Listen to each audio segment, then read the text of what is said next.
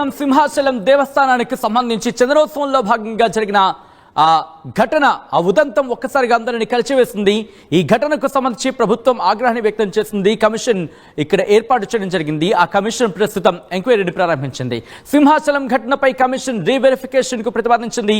ప్రమాద స్థలిలో విచారణకు commission reverification కు దిగింది. అక్కడ ఈఓ సుబ్బారావు, ఈ శ్రీనివాసరాజులపై ప్రశ్నల వర్షం కురిపించింది.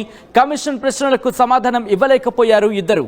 మాస్టర్ ప్లాన్ నిబంధనలకు విరుద్ధంగా ఎటువంటి అనుమతులు పొందకుండా గోడ నిర్మాణం జరిగిందా అన్న కోణంలో ప్రస్తుతం ఇన్వెస్టిగేషన్ జరుగుతోంది. మీరు చూస్తున్నారు, ఈ శ్రీనివాసరాజుకు సంబంధించి ప్రశ్నల వర్షం కురిపించడం జరుగుతోంది. ఈఓ సుబ్బారావు అలాగే ఈ శ్రీనివాసరాజు వాళ్ళిద్దరు అక్కడికి చేరుకున్నారు. ప్రస్తుతం కమిషన్ అక్కడికి వెళ్లి రీవెరిఫికేషన్ చేయడం జరుగుతోంది. అక్కడే ఉండి వాళ్ళని ప్రశ్నించడం జరుగుతోంది. నిబంధనలకు విరుద్ధంగా జరిగిందా లేకపోతే నిబంధనలకు అనుగుణంగా జరిగిందా? ఒకవేళ నిబంధనలకు అనుగుణంగా జరుగుంటే ఎందుకు ఇంతటి ప్రమాదం జరిగింది? ఆ గోడ కూరడానికి కారణం ఏంటి? ఆ గోడ నిర్మాణంలో నాసిరకం ఏమైనా ఉపయోగించారా లేకపోతే